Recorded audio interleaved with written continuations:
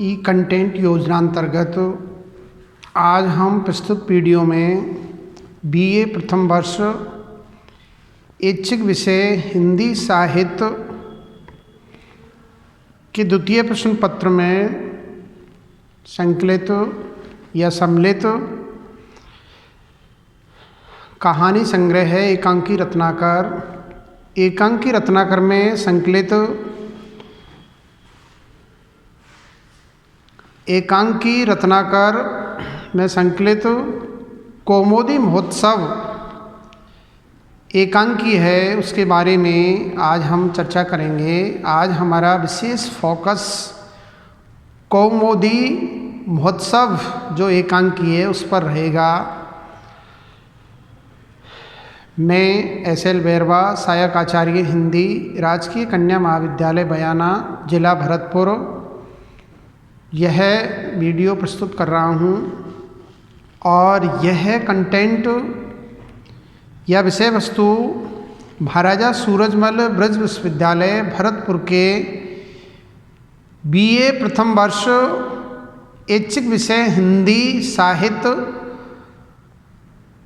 के द्वितीय प्रश्न पत्र में सम्मिलित है। तो प्रस्तुत वीडियो में मैं बेहद रोचक और ज्ञानवर्धक सामग्री प्रस्तुत कर रहा हूँ। कृपया करके बीए प्रथम वर्ष की छात्राएं ध्यान से प्रस्तुत वीडियो को देखें, सुनें, इसका अवलोकन करें, इसका विवेचन विश्लेषण करें और तत्पश्चात या तदुपरांत प्रस्तुत वीडियो को लाइक करें, कमेंट करें और सब्सक्राइब करने में लापरवाही न बरतें। धन्यवाद। प्रिय छात्राओं, आज हम ई कंटेंट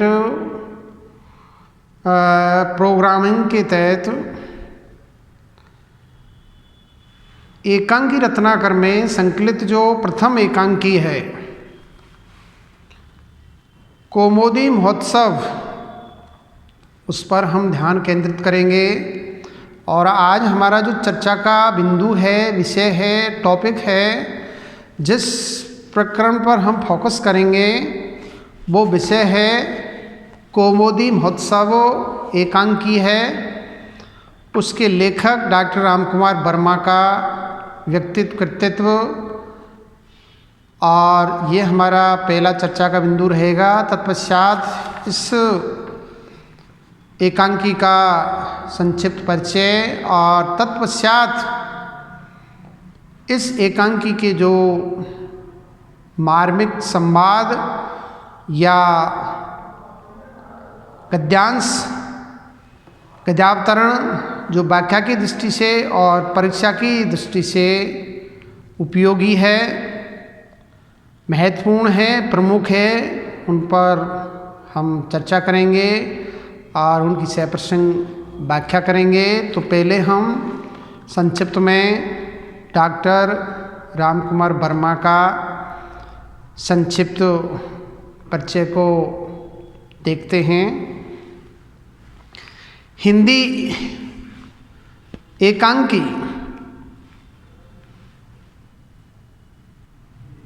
एकांकी के बारे में इसकी जो पृष्ठभूमि है, इसकी भूमिका है, उस पर हमने 2 वीडियो अब तक बना लिए हैं, जिसको हमने भाग 1 और भाग 2 के तहत ये 2 वीडियो प्रस्तुत किए हैं, जिसमें मैंने एकांकी के बारे में संक्षिप्त जानकारी प्रस्तुत की है। पहले वीडियो में हमने एकांकी का अर्थ, स्वरूप और एकांकी का महत्व विषय से संबंधित मैंने चर्चा की थी, और दूसरे जो वीडियो प्रस्तुत किया उसमें एकांकी के प्रमुख तत्व और संक्षिप्त में हिंदी एकांकी का उद्भव और विकास, इस पर हम पिछले 2 वीडियो में चर्चा कर चुके हैं। आज हम चर्चा को आगे बढ़ाते हैं। कौमुदी महोत्सव एकांकी है, इसके जो एकांकीकार या लेखक है उसका परिचय हम प्रस्तुत कर रहे हैं। तो हिंदी एकांकी साहित्य में डॉक्टर रामकुमार वर्मा को विशेष ख्याति मिली है। इसका कारण जो भी हो, यह अवश्य है कि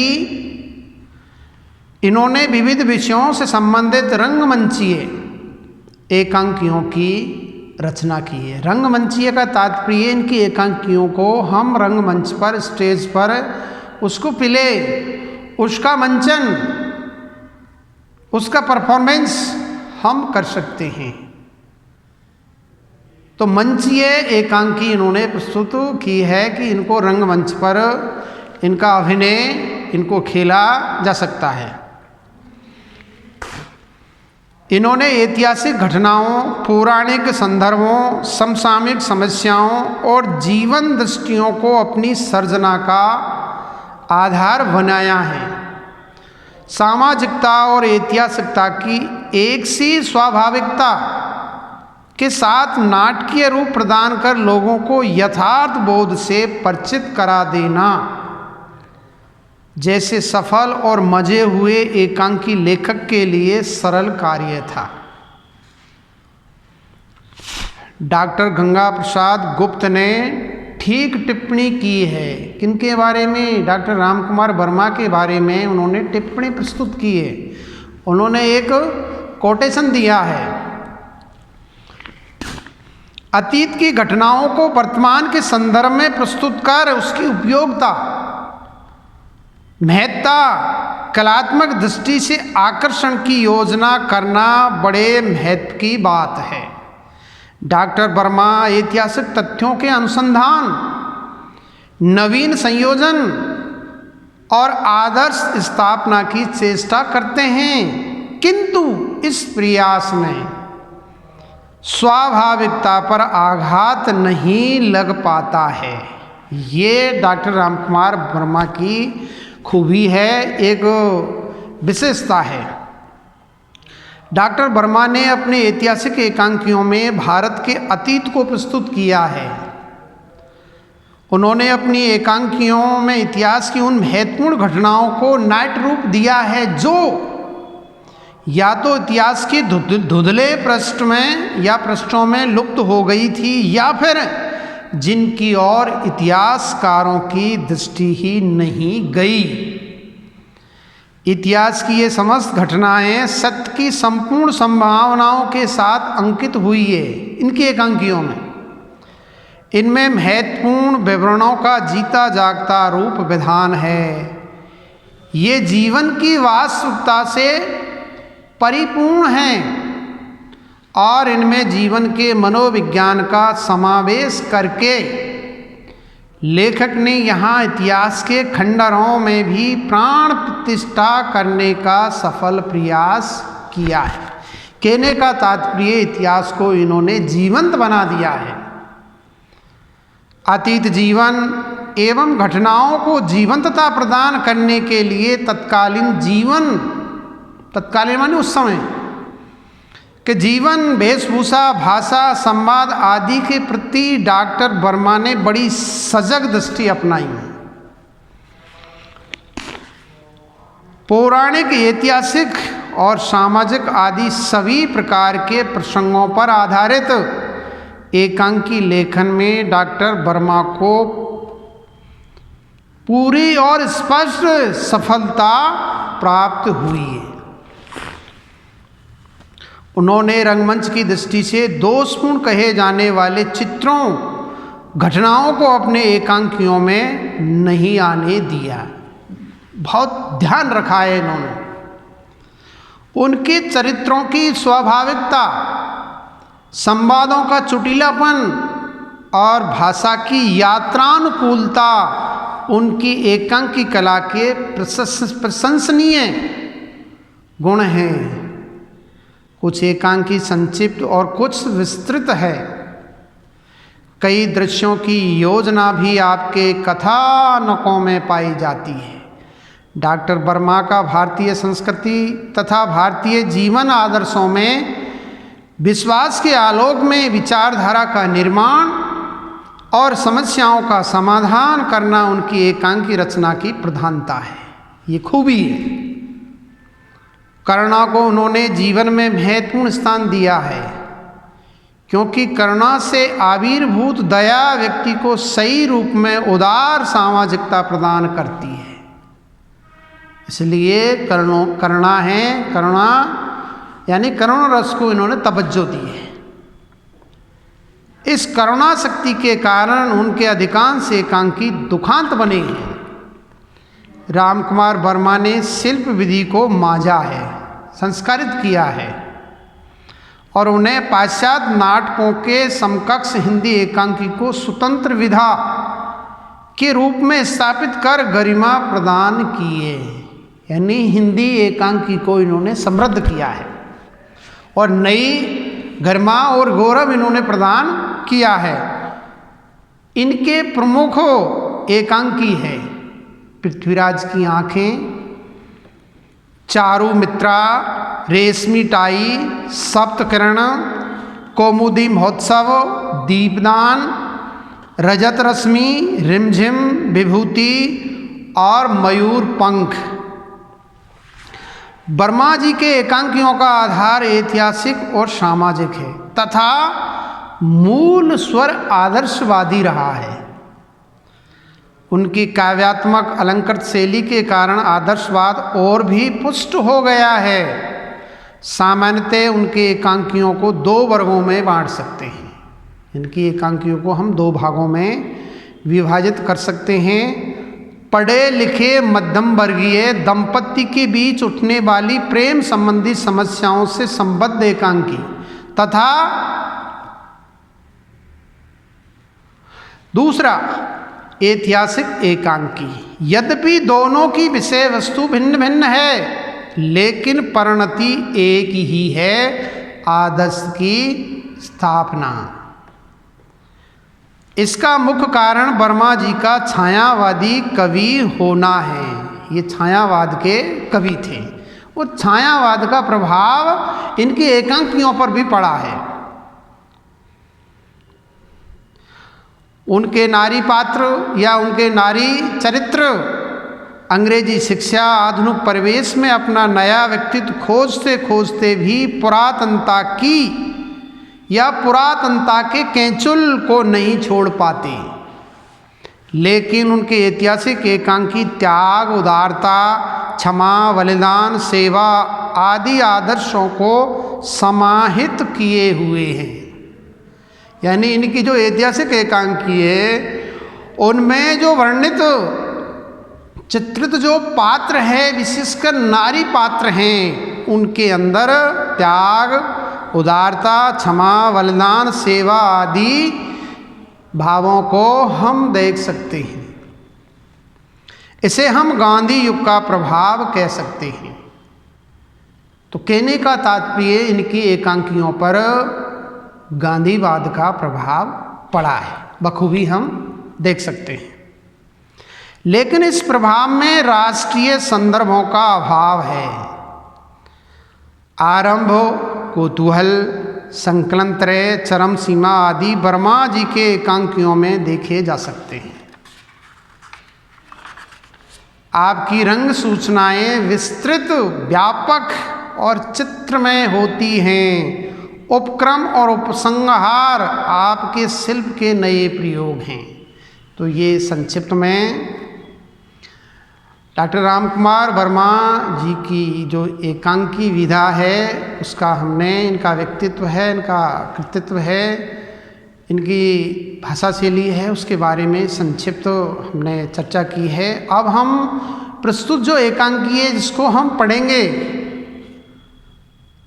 जिसकी विस्तृत चर्चा करेंगे, उसका हम संक्षिप्त में परिचय, इसका जो सारांश है उसको मैं आपके सामने प्रस्तुत करने का प्रयास कर रहा हूँ। तो कृपया करके छात्राएं ध्यान से इसको सुने, नोट कर लें।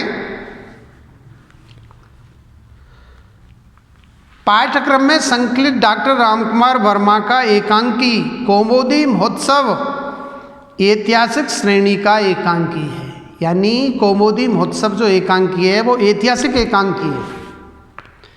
कौमुदी महोत्सव की जीवंत कथा वस्तु में सम्राट चंद्रगुप्त तो कौमुदी महोत्सव मनाने के लिए नगर में घोषणा करना चाहता है कि आज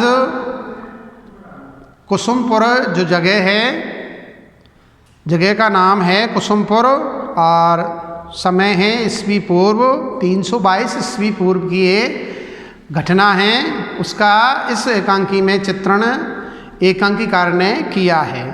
तो कौमुदी महोत्सव में क्या है, सम्राट चंद्रगुप्त तो कौमुदी महोत्सव का आयोजन करता है या मनाने के लिए नगर में घोषणा करना चाहता है, किंतु चाणक्य अपने सम्राट और मगध के हित में ही सम्राट की आज्ञा का उल्लंघन करके कौमुदी महोत्सव नहीं होने देता है कि नहीं, इससे क्या है, विघ्न पड़ सकता है, राज्य को ठेस पहुंच सकती है। सम्राट चंद्रगुप्त के कुपित होने पर चाणक्य अपने मंत्री पद से परित्याग करके वन में जाने को तैयार हो जाता है। कौटिल्य जिसका नाम है, चाणक्य, विष्णुगुप्त भी है, ये क्या है, सम्राट चंद्रगुप्त का महामंत्री थे। इनकी डिप्लोमेसी के तहत ही क्या है, नंद वंश का विनाश करके और सम्राट चंद्रगुप्त को मौर्य वंश का राजा बनाया गया था। तो कौमुदी महोत्सव का आयोजन नहीं करने से क्रोधित होकर के चंद्रगुप्त महामंत्री चाणक्य को मंत्री पद से बर्खास्त कर देते हैं, हटा देते हैं उसको। परंतु चंद्रगुप्त जब अपनी ही आंखों से कौमुदी महोत्सव में नृत्य करने वाली विषकन्या और समाहर्ता वसुगुप्त के षड्यंत्र को देखता है तो उसकी आंखें खुल जाती है कि ये तो कोई चक्रव्यूह रचा जा रहा है, मुझे मारने के लिए क्या है, ये कोई डिप्लोमेसी या कोई कूटनीति या कोई षड्यंत्र मेरे साथ रचा जा रहा है। तो षड्यंत्र को देखता है जो सम्राट के ही प्राणांत के लिए उत्सव की आयोजना कर रहे थे कि खेल खेल में क्या है, इसका खेल खत्म कर दो। किसका? सम्राट चंद्रगुप्त का। तब सम्राट की आंखें खुलती है और महामंत्री चाणक्य से क्षमा याचना करता है। कौन? चंद्रगुप्त। कि हे मंत्री महोदय, हे महामंत्री महोदय, मुझे क्षमा करो, मैं इस कुचक्र को, इस षड्यंत्र को देख नहीं पाया था। अब मुझे क्या है, आभास होता है, एहसास होता है कि मैंने गलत किया है। एकांकी की कथा वस्तु मार्मिक, रोचक और जिज्ञासापूर्ण है। प्रारंभ से अंत तक एकांकी में पाठकों का कौतूहल बना रहता है। इस दृष्टि से यह एकांकी अत्यंत महत्वपूर्ण और उल्लेखनीय है। डॉक्टर वर्मा ने इतिहास का पूर्ण अध्ययन तो किया ही है, साथ ही इस एकांकी का ढांचा खड़ा करने में उन्होंने डॉक्टर बेनी प्रसाद, डॉक्टर ताराचंद प्रसाद, दुजेंद्र लाल राय के दृष्टिकोण को भी हृदयंगम किया।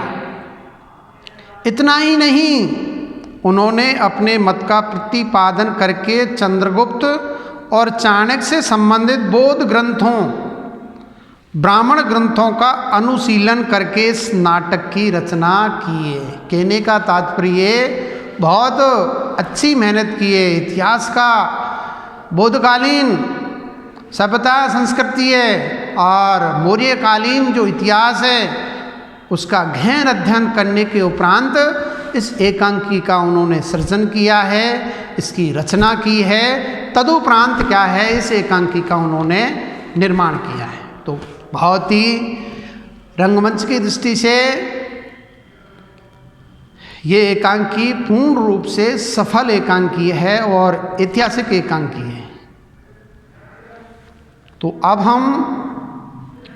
हमारा जो तीसरा चर्चा का बिंदु है, इस एकांकी में जो मार्मिक संवाद या यूँ कहें कि प्रमुख गद्यांश है, उनका हम बारी बारी से उनकी सप्रसंग व्याख्याएँ करेंगे और व्याख्या के जो 4 सोपान होते हैं, संदर्भ, प्रसंग, भावार्थ और कलात्मक सौंदर्य, उसके आधार पर इस एकांकी के जो प्रमुख संवाद या कथोपकथन या प्रमुख गद्यांश या महत्वपूर्ण गद्यांश है, गद्यावतरण है, उनकी सप्रसंग व्याख्याएँ करेंगे। तो पहला जो प्रमुख गद्यांश है उसको पहले हम पढ़ते हैं, फिर इसकी सप्रसंग व्याख्या करेंगे। आज कुसुमपुर की जनता का कोलाहल कितना उभरा हुआ है। ढाल के मध्य भाग की भांति वह किसी भी तलवार का वार रोकने के लिए आगे बढ़ाया है। कुसुमपुर का उत्साह एक ढाल की तरह है जिस पर विद्रोह की तलवार भी कुंठित हो जाएगी। अब तो अंतपाल यशोवर्मन का संदेह दूर हो गया होगा। अब ये संक्षिप्त संवाद है, कथोपकथन है या गद्यांश है। अब हम इसकी व्याख्या के जो पीछे बोर्ड पे डिस्प्ले है, ये व्याख्या के 4 सोपान हैं, संदर्भ, प्रसंग, भावार्थ, कलात्मक सौंदर्य या सामाजिक साहित्यिक विश्लेषण। इसके आधार पर हम इसका परीक्षण करेंगे, इसका विवेचन विश्लेषण करेंगे। किसका? इस कथोपकथन का, संवाद का या इस गद्यांश का। तो पहले हम इसका संदर्भ देखते हैं। प्रस्तुत गद्यांश या संवाद हमारी पाठ्य पुस्तक एकांकी रत्नाकर या एकांकी संकलन में संकलित डॉक्टर राम कुमार वर्मा द्वारा रचित या लिखित एकांकी कौमुदी महोत्सव शीर्षक एकांकी से उद्धृत है, अवतरित है या लिया गया है। अब हम इसका प्रसंग देखते हैं कि प्रस्तुत गद्यांश में या संवाद में, कथोपकथन में लेखक या एकांकीकार किस बात का चित्रण या वर्णन कर रहा है, उसको हम देखते हैं। प्रस्तुत गद्यांश एकांकी के आरंभ का है, प्रारंभिक गद्यांश है। कुसुमपुर का समाहर्ता वसुगुप्त अंतपाल यशोवर्मन के मन में विद्वान कुसुमपुर की जनता के उत्साह संबंधी संदेह का निराकरण करता हुआ कह रहा है।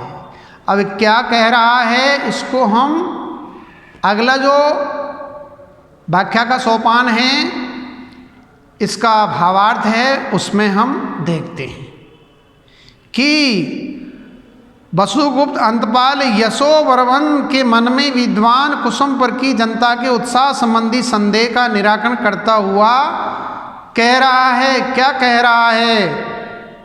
वसुगुप्त, जो कि सम्राट चंद्रगुप्त का समाहर्ता है। उस समय क्या है, ये धन का संग्रह करने वाले होते थे, ऐसा कुछ इनके पास में पद था। प्रस्तुत गद्यांश में राजकक्ष में, यानी राजा के दरबार में या राज सिंहासन पर राजा बैठा है, उसके नीचे वसुगुप्त से सम्राट कुछ मंत्रणा करता है, कुछ चर्चा करता है। तो राजकक्ष में वसुगुप्त और यशोवर्मन कुसुमपुर की स्थिति पर विचार कर रहे हैं, चर्चा कर रहे हैं। वसुगुप्त को ज्ञात है कि यशोवर्मन कुसुमपुर की जनता के बारे में आश्वस्त नहीं है, वो संतुष्ट नहीं है। वसुगुप्त उसे विश्वास दिलाना चाहता है कि जनता खुश है, खुश मिजाज है जनता, अमन चैन है, शांति है और उत्साह से भरी हुई है, उमंग है, उत्साह है। वह यशोवर्मन से कहता है कि कुसुमपुर की जनता का यह जो कोलाहल, ये ध्वनि, ये आवाज़ ये कोलाहल सुनाई दे रहा है, वह उसमें उमड़े उत्साह का ही द्योतक है, प्रतीक है।